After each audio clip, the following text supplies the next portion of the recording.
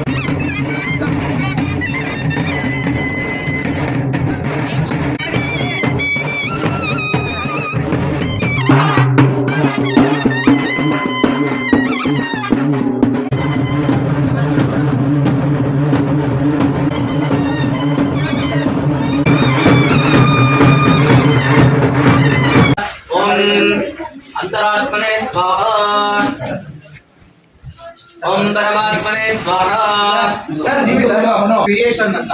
ಅಂದ್ರೆ ಯಾವ್ದಾದ್ರೂ ಒಂದು ಒಳ್ಳೆಯ ಕೆಲಸವನ್ನ ಮಾಡ್ಬೇಕು ಅಂತ ಹೇಳಿದ್ರೆ ಅದನ್ನ ನೀವು ಮೊದಲ ಕಲ್ಪನೆಯನ್ನು ಮಾಡಿಕೊಳ್ಬೇಕು. ಯಾವ ರೀತಿಯಾದ ಕಲ್ಪನೆಗಳು ಅಂತ ಹೇಳಿದ್ರೆ, ಉತ್ತಮವಾದಂತಹ ಒಂದು ಗೃಹ ನಿರ್ಮಾಣ ಮಾಡ್ಬೇಕು ಅಂತ, ಯಾರಿಗೂ ಒಬ್ಬರಿಗೆ ಮನೆ ಕಟ್ಟಬೇಕು ಅಂತ ಆಸೆ ಇರ್ತದೆ. ಮನೆ ಕಟ್ಟಬೇಕು ಅಂತ ಹೇಳಿದ್ರೆ ಮೊದಲು ಏನ್ ಮಾಡ್ತೀರಾ, ಮನೆಗೆಲ್ಲ ಮನಸ್ಸಿನಲ್ಲಿ ಕಲ್ಪನೆಯನ್ನು ಮಾಡ್ಕೊಳ್ತೀರಾ.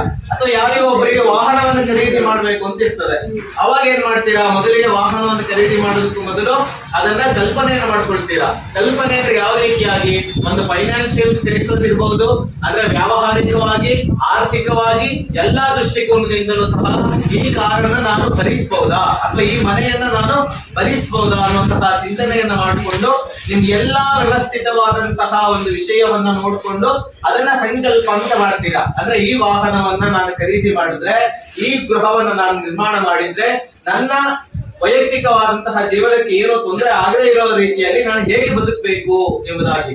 ಅದೇ ರೀತಿಯಾಗಿ ಭಗವಂತನ ಸಂಕಲ್ಪ ಹೇಗಿರ್ತದೆ ಅಂತ ಹೇಳಿದ್ರೆ, ನಾನು ಈ ಸಮಾಜದಲ್ಲಿ ಉತ್ತಮವಾದಂತಹ ವ್ಯಕ್ತಿಯಾಗಿ ಬಾಳ್ಬೇಕು ಅಂತ ಹೇಳಿದ್ರೆ ಧರ್ಮಾರ್ಥ ಕಾಮ ಮೋಕ್ಷಗಳನ್ನ ಹೊರಗಡೆ ಇಡಬೇಕು. ಯಾವ ರೀತಿಯಾದಂತಹ ಶಕ್ತಿಗಳನ್ನ ನಮಗೆ ಕೊಟ್ಟಿರ್ತಾನೆ ಭಗವಂತ. ಈ ಪ್ರಪಂಚದಲ್ಲಿ ವಾಸ ಮಾಡೋದಕ್ಕೋಸ್ಕರವಾಗಿ ಅತ್ಯಂತ ಅದ್ಭುತವಾದಂತಹ ಪ್ರಪಂಚವನ್ನ ನಮಗೋಸ್ಕರ ನಿರ್ಮಾಣವನ್ನು ಮಾಡಿಕೊಟ್ಟಿದ್ದಾನೆ. ಆ ನಿರ್ಮಾಣದಲ್ಲಿ ನೀರು, ಗಾಳಿ, ಈ ರೀತಿಯಾಗಿ ನಮಗೆ ಬೇಕಾದಂತಹ ಎಲ್ಲ ವಸ್ತುಗಳನ್ನು ಸಹ ಉತ್ಕೃಷ್ಟವಾಗಿ ಕೊಟ್ಟಿದ್ದಾನೆ. ಅಂತಹ ಪ್ರಪಂಚದಲ್ಲಿ ನಾವು ಬದುಕ್ತಾ ಇದ್ದೀವಿ ಅಂತ ಹೇಳಿದ್ರೆ ಆ ಪ್ರಪಂಚದಲ್ಲಿ ಭಗವಂತನಿಗೆ ಸದಾಕಾಲ ಕೃತಜ್ಞರಾಗಿರ್ಬೇಕು ಅಂತ. ಕೃತಜ್ಞರಾಗದೇ ಇರುವಂತಹ ಅದಕ್ಕಿಂತ ದೊಡ್ಡ ಪಾಪ ಇನ್ಯಾವುದೂ ಇಲ್ಲ ಅಂತ. ಸದಾ ಕಾಲದಲ್ಲಿ ಭಗವಂತನಿಗೆ ಕೃತಜ್ಞರಾಗಿರ್ಬೇಕು. ಯಾಕೆ ಯಾವ ರೀತಿಯಾಗಿ ಕೃತಜ್ಞರಾಗಿರ್ಬೇಕು ಅಂತ ಹೇಳಿದ್ರೆ, ಮಾನವ ಸೃಷ್ಟಿಯಲ್ಲಿ ಅಂದ್ರೆ ಒಂದು ನಮ್ಮ ದೇಹದಲ್ಲಿ ಯಾವ್ದಾದ್ರು ಒಂದು ಅಂಗ ಹೋಯ್ತು ಅಂದ್ರೆ ಆ ಅಂಗಕ್ಕೆ ವಾಪಸ್ ಮತ್ತೊಂದು ಅದೇ ರೀತಿಯಾದಂತಹ ಅಂಗವನ್ನ ಅಷ್ಟೇ ಪ್ರಾಬಲ್ಯವಾಗಿ ಜೋಡಿಸ್ಕೊಳ್ಲಿಕ್ಕೆ ಸಾಧ್ಯ ಇಲ್ಲ. ಅದೇ ಕಣ್ಣು ಹೋಯ್ತು ಅಂತ ಹೇಳಿದ್ರೆ ಹಾಗೆ ಕಿವಿಗಳನ್ನ ಕೇಳಿಸ್ಕೊಳ್ಲಿಕ್ಕೆ ಕಿವಿಗಳನ್ನು ಕೊಟ್ಟಿದ್ದಾನೆ, ಇಂದ್ರಿಯಗಳನ್ನು ಕೊಟ್ಟಿದ್ದಾನೆ, ಮಾತನಾಡ್ಲಿಕ್ಕೆ ನಾಲಿಗೆಯನ್ನ, ಹಲ್ಲುಗಳನ್ನ, ಸ್ವಚ್ಛಂದವಾಗಿ ನಾವು ತಿನ್ನುವಂತ ಆಹಾರವನ್ನ ಜೀರ್ಣ ಮಾಡ್ಕೊಳ್ಳಿಕ್ಕೆ ಇಷ್ಟೆಲ್ಲ ಸೌಕರ್ಯಗಳನ್ನ ಭಗವಂತ ನಮಗೆ ಕೊಟ್ಟಿದ್ದಾನೆ. ಅವನಿಗೆ ನಾವು ಸದಾಕಾಲ ಕೃತಜ್ಞರಾಗಿರ್ಬೇಕು. ನಾವೊಂದು ಒಳ್ಳೆ ಕೆಲಸಗಳನ್ನ ಮಾಡ್ತಾ ಇದ್ದೇವೆ ಅಂತ ಹೇಳಿದ್ರೆ ಆ ಕೆಲಸದ ಪೂರ್ವದಲ್ಲಿ ಭಗವಂತನನ್ನು ಅಷ್ಟೂ ಸಹ ಸ್ಮರಣೆಯನ್ನ ಮಾಡಿಕೊಂಡು ಈ ಕೆಲಸವನ್ನ ನಿನ್ನಿಂದಾಗಿ ನಾವು ಮಾಡ್ತಾ ಇದ್ದೇವೆ, ಈ ಕೆಲಸಕ್ಕೋಸ್ಕರವಾಗಿ ನಿನ್ನನ್ನ ನಾನು ಅನುಗ್ರಹಕ್ಕೋಸ್ಕರವಾಗಿ ನಿನ್ನನ್ನು ನಾನು ಬೇಡ್ತಾ ಇದ್ದೇನೆ, ಈ ಕೆಲಸದ ಮುಖಾಂತರವಾಗಿ ನೀನು ಅವನನ್ನ ಅನುಗ್ರಹ ಮಾಡಬೇಕು ಎಂಬುದಾಗಿ ಹೇಳ್ತಾರೆ. ಹಾಗಾಗಿ ಸಂಕರೋತಿ ಸಂಕಲ್ಪ ಅಂದ್ರೆ ಯಾವ್ದಾದ್ರು ಒಂದು ಒಳ್ಳೆ ಕೆಲಸಗಳನ್ನ ಮಾಡ್ಬೇಕಾದ್ರೆ ಅದು ಪೂರ್ವದಲ್ಲಿ ಸಂಕಲ್ಪ ಮಾಡ್ಬೇಕು. ಇವತ್ತು ಎಂತಹ ವಿಶೇಷವಾದ ದಿವಸ ಅಂತ ಹೇಳಿದ್ರೆ ಉತ್ತರಾಯಣ ಪುಣ್ಯಕಾಲ, ಸೃಷ್ಟಿ, ಭಾನುವಾಸರ ಅಂದ್ರೆ ಭಾನುವಾರ ಅತ್ಯಂತ ಅಮೃತವಾದಂತಹ ಯೋಗವಿರುವಂತಹದ್ದು. ಅದರಲ್ಲೂ ಬಹಳ ವಿಶೇಷವಾಗಿ ಉತ್ತರಾಯಣದ ಪರ್ವಕಾಲ, ಮಾಘ ಮಾಸದಲ್ಲಿ ಮಾಘ ಶುದ್ಧ ಷಷ್ಠಿ ಇವತ್ತು. ಇಂತಹ ಪರ್ವಕಾಲದಲ್ಲಿ ಶ್ರೀ ಮುನೇಶ್ವರ ಸ್ವಾಮಿಯವರನ್ನ ಎಂತಹ ಕ್ಷೇತ್ರಕ್ಕೆ ಬಂದಿದ್ದೀರಾ ನೀವು. ಸಾಕ್ಷಾತ್ ಗಂಗೆಯೇ ಇಲ್ಲಿ ಸಾನ್ನಿಧ್ಯ ಹೊಂದಿರತಕ್ಕಂತಹ ಕ್ಷೇತ್ರ, ದೇವ ಕನ್ಯೆಯರು ನಿರ್ಮಾಣ ಮಾಡಿರ್ತಕ್ಕಂತಹ ದೇವರ ಅಮಾನಿಕೆರೆ ಎಂಬುದಾದಂತಹ ಪ್ರಖ್ಯಾತಿ ಇರತಕ್ಕಂತಹ ಕ್ಷೇತ್ರಕ್ಕೆ ನೀವು ಬಂದಿದ್ದೀರಾ.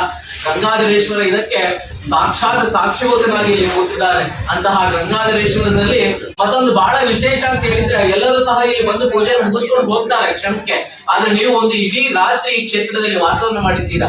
ಯಾವ್ದಾದ್ರು ಒಂದು ಪುಣ್ಯಕ್ಷೇತ್ರಕ್ಕೆ ಹೋಗ್ಬೇಕು ಅಂದ್ರೆ ಪುಣ್ಯಕ್ಷೇತ್ರದ ಫಲ ನಿಮ್ಗೆ ಸಿಗ್ಬೇಕು ಅಂತ ಹೇಳಿದ್ರೆ ಒಂದು ರಾತ್ರಿ ಅಲ್ಲಿ ತಂಗಬೇಕು ಅನ್ನೋದಾಗಿ ಧರ್ಮಶಾಸ್ತ್ರಗಳಿಗೆ ಹೇಳ್ತಾರೆ. ಅಂದ್ರೆ ಯಾವ್ದಾದ್ರು ಒಂದು ಪುಣ್ಯಕ್ಷೇತ್ರಕ್ಕೆ ಹೋಗ್ತೀರಾ, ಯಾವ್ದಾದ್ರು ಒಂದು ವಿಶೇಷವಾದ ಸಾನ್ನಿಧ್ಯಕ್ಕೆ ಹೋಗ್ತೀರಾ ಅಂತ ಹೇಳಿದ್ರೆ ಆ ಸಾನ್ನಿಧ್ಯದಲ್ಲಿ ನೀವು ಒಂದು ರಾತ್ರಿ ಇದ್ದರೆ ಆ ಸಾನ್ನಿಧ್ಯದ ಪುಣ್ಯ ಏನಿದೆ ಅದು ಸಿಗ್ತದೆ ಅಂತ.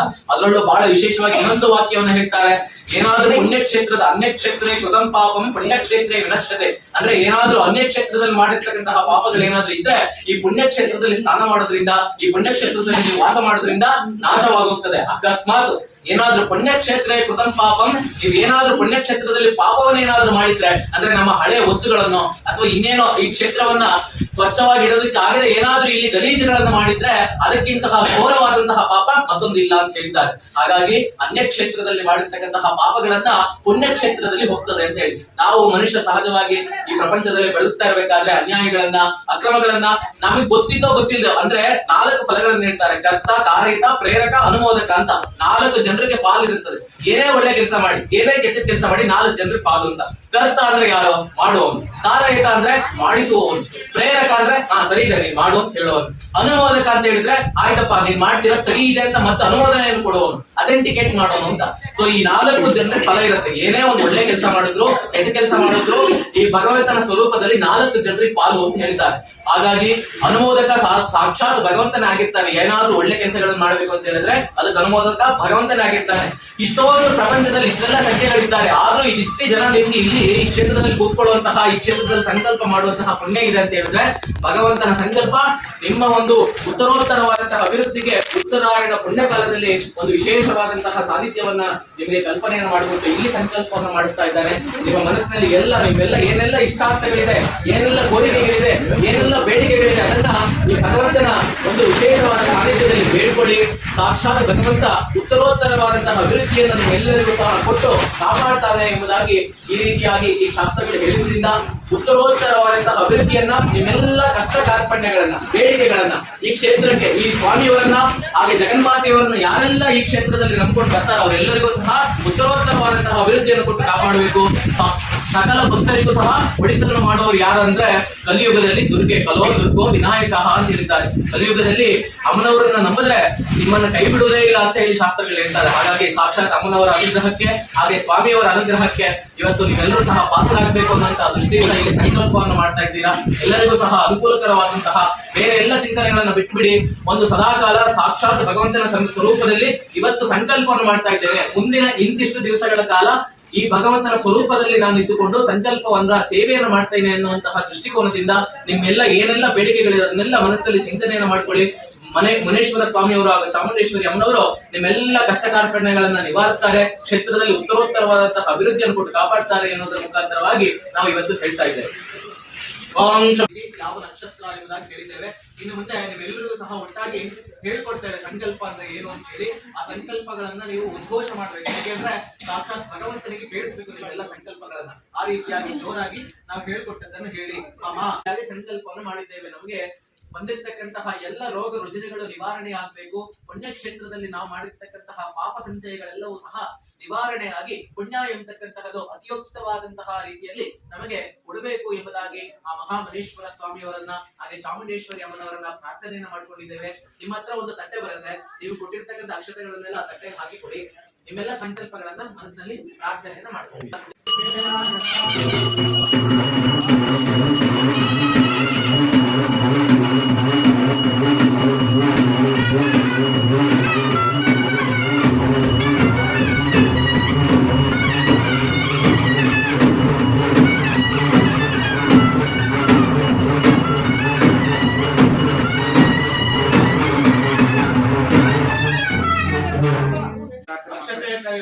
ಕೈಯಲ್ಲಿಟ್ಕೊಳ್ಳಿ. ಮಹಾಗಣಪತಿಯಲ್ಲಿ ಪ್ರಾರ್ಥನೆಯನ್ನ ಮಾಡ್ಕೊಳ್ಳಿ. ನಿರ್ವಿಘ್ನಗಳಿಗೆ ಒಡೆಯನಾಗಿರ್ತಕ್ಕಂತಹ ನಿನ್ನನ್ನ ಪ್ರಪ್ರಥಮವಾಗಿ ನಾವು ಆರಾಧನೆಯನ್ನ ಮಾಡ್ತಾ ಇದ್ದೇವೆ. ಪೂಜಾ ಕೈಂಕರ್ಯಗಳಲ್ಲಿ ಯಾವುದೇ ತರದ ವಿಘ್ನಗಳನ್ನ ತಂದುಡ್ಬಾರ್ದು ಅನ್ನೋ ರೀತಿಯಲ್ಲಿ ಪ್ರಾರ್ಥನೆಯನ್ನ ಮಾಡ್ಕೊಳ್ಳಿ. ಮಹಾಗಣಪತಿಯವರು ವಿಘ್ನಗಳಿಗೆ ರಾಜ ಅಂತ ಹೇಳ್ತಾರೆ. ವಿಘ್ನ ರಾಜ ಅಂತ ಹೇಳಿದ್ರೆ ಯಾವ ರೀತಿಯಾದಂತಹ ವಿಘ್ನಗಳನ್ನ ತಂದುಡುವವನು ಅವನೇ, ವಿಘ್ನಗಳನ್ನ ಪರಿಹಾರ ಮಾಡುವವನು ಅವನೇ. ಏನಾದ್ರೂ ಯಾವ ರೀತಿಯಾಗಿ ಪ್ರಾರ್ಥನೆಯನ್ನು ಮಾಡ್ಬೇಕು ಅಂದ್ರೆ, ಏನಾದ್ರೂ ಕೆಟ್ಟ ಕೆಲಸಗಳನ್ನ ನಮಗೆ ಮಾಡ್ಬೇಕು ಅಂತ ಹೇಗೆ ಮನಸ್ಸಿನಲ್ಲಿ ಪ್ರೇರಣೆ ಬಂದ್ರೆ ಅಂತಹ ಕೆಲಸಗಳನ್ನು ವಿಘ್ನವನ್ನ ತಂದು ಕೊಟ್ಬಿಡು. ಯಾವ ರೀತಿಯಾದಂತಹ ಒಳ್ಳೆ ಕೆಲಸಗಳನ್ನ ಮಾಡ್ಬೇಕು ಅಂತ ಏನಾದ್ರೂ ಹೊರಟ್ರೆ ಆ ಕೆಲಸಕ್ಕೆ ವಿಘ್ನ ಬಾರದಂತೆ ನಮ್ಮನ್ನ ಅನುಗ್ರಹ ಮಾಡು ಎಂಬುದಾಗಿ ಪ್ರಾರ್ಥನೆಯನ್ನು ಮಾಡ್ಕೊಳ್ಳಿ. ನಾವು ಹೇಳ್ಕೊಂಡ ಎಲ್ಲರೂ ಸಹ ಜೋರಾಗಿ ಹೇಳಿ. ವಕ್ರತುಂಡ ಮಹಾಕಾಯ ಕೋಟಿ ಸೂರ್ಯ ಸಮಪ್ರಭ ನಿರ್ವಿಘ್ನಂ ಕುರುಮೇ ದೇವ ಸರ್ವ ಕಾರ್ಯೇಷು ಸರ್ವದಾ ಈ ರೀತಿಯಾಗಿ ಪ್ರಾರ್ಥನೆಯನ್ನು ಮಾಡಿಕೊಳ್ಬೇಕು. ಯಾಕೆ ಅಂತ ಹೇಳಿದ್ರೆ ಮುರಿದಂತಹ ಬೃಹದಾಕಾರನೆ ಅನೇಕ ಸೂರ್ಯ ಕೋಟಿ ಪ್ರಕಾಶವಿಲ್ಲಂತಹ ಮಹಾಗಣಪತಿಗೆ ನಿನ್ನನ್ನ ನಾನು ಪ್ರಪ್ರಥಮವಾಗಿ ಆರಾಧನೆಯನ್ನ ಮಾಡ್ತಾ ಇದ್ದೇನೆ. ನಮ್ಮ ಗ್ರಾಮದಲ್ಲಿ ನಡೀತಾ ಇರ್ತಕ್ಕಂತಹ ಉತ್ಸವದಲ್ಲಾಗ್ಲಿ, ನಾವು ಮಾಡ್ತಾ ಇರ್ತಕ್ಕಂತಹ ವ್ಯಾಪಾರ ಕ್ಷೇತ್ರದಲ್ಲಾಗ್ಲಿ, ವ್ಯವಹಾರ ಕ್ಷೇತ್ರದಲ್ಲಾಗ್ಲಿ, ಉದ್ಯೋಗ ಕ್ಷೇತ್ರದಲ್ಲಾಗ್ಲಿ ಯಾವುದೇ ತರದ ವಿಘ್ನಗಳನ್ನು ಬಾರದಂತೆ ನಮ್ಮೆಲ್ಲರನ್ನು ಸಹ ಅನುಗ್ರಹ ಮಾಡಿ ಉತ್ತರೋತ್ತರವಾದಂತಹ ಅಭಿವೃದ್ಧಿಯನ್ನು ಕೊಟ್ಟು ಕಾಪಾಡಬೇಕು ಎಂಬುದಾಗಿ ಪ್ರಾರ್ಥನೆಯನ್ನು ಮಾಡ್ಕೊಳ್ಳಿ. ಮಹಾಗಣಪತಿಯವರ ಪಾದಾರ ವಿಂದಗಳಲ್ಲಿ ಅಕ್ಷತೆ ಸಮರ್ಪಣೆ ಮಾಡಿ ಭಕ್ತಿಯಿಂದ ನಮಸ್ಕಾರವನ್ನು ಮಾಡ್ಕೊಳ್ಳಿ. ಮಹಾಗಣಾಧಿಪತಿ ಮಹಾರಾಜಕ್ಕೆ ಮಂಗಳ ನೀರಾಜನಂತೆ ಗರಿಕೆ.